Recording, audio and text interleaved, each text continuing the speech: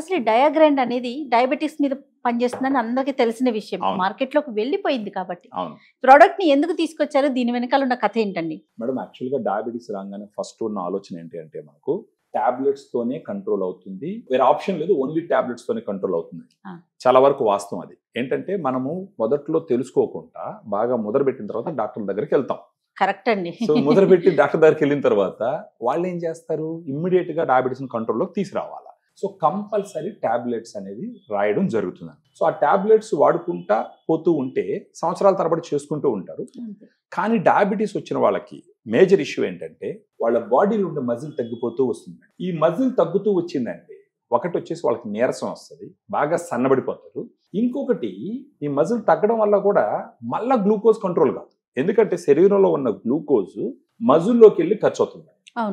ఇప్పుడు ఈ మజిల్ మాసే తగ్గినప్పుడు ఈ గ్లూకోజ్ ఎక్కడికి పోయి ఖర్చు అవుతుంది, ఖర్చు అవుతుంది. అప్పుడు ఆటోమేటిక్ గా ఎక్కువగా పెరుగుతుంది. ఇది ఎలా అంటే డయాబెటీస్ ఉన్న వాళ్ళకి మజిల్ మాస్ తగ్గుతుంది, మజిల్ మాస్ తగ్గడం ద్వారా మళ్ళీ డయాబెటీస్ పెరుగుతుంది. ఇది ఒక విషయ సైకిల్ అనమాట. దీన్ని ఎక్కడో దగ్గర బ్రేక్ చేయాలి. వాడుతున్న tablets over period of time తగ్గించుకొని వాటి వల్ల వచ్చే డోసెస్ తగ్గించుకొని సైడ్ ఎఫెక్ట్స్ తగ్గించుకొని, అంటే విత్ డాక్టర్ సజెషన్ ఉంది, వీళ్ళంతటా వీళ్ళు చేయకూడదు. అంటే డాక్టర్స్ కి ఆ ఛాన్స్ వీళ్ళు ఇవ్వాలా. అలా ఇచ్చేదానికి ఉపయోగపడేదే డయాగ్రాండ్. ఈ డయాగ్రాండ్ అని ఎందుకు చెప్తున్నానంటే దీంట్లో 5 రకాల ప్రోటీన్ సోర్సెస్ ఉంటాయి.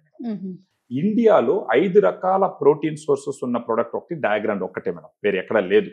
ఏమేమి ఉన్నాయండి దీంట్లో? వచ్చేసి whey protein, casein, soya, brown rice, green tea.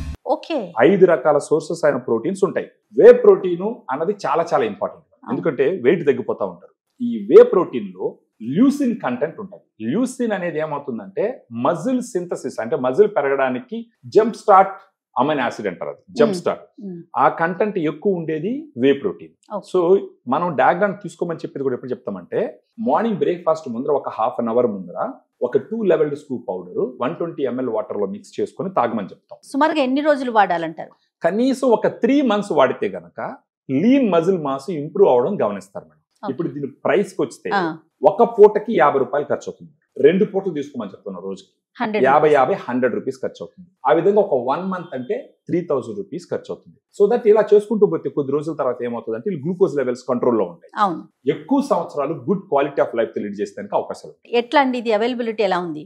మనకు ఫోన్ చేస్తే మేడం మన డైటీషియన్స్ ఫర్దర్ గా దీని గురించి ఫుల్ డీటెయిల్స్ ఎక్స్ప్లెయిన్ చేసి వాళ్ళకి ఒక డిస్కౌంట్ కూడా ఇచ్చి, వాళ్ళు ఫోన్ చేసినప్పుడు మన వాళ్ళు మొత్తం ఎక్స్ప్లెయిన్ చేస్తారు డైటీషియన్స్. ఆన్లైన్ లో కూడా అవైలబిలిటీ, ఆన్లైన్ లో అపోలో ఫార్మసీ 24/7 ఉంటుంది ఆన్లైన్ ఫార్మసీ, దాంట్లో అవైలబుల్.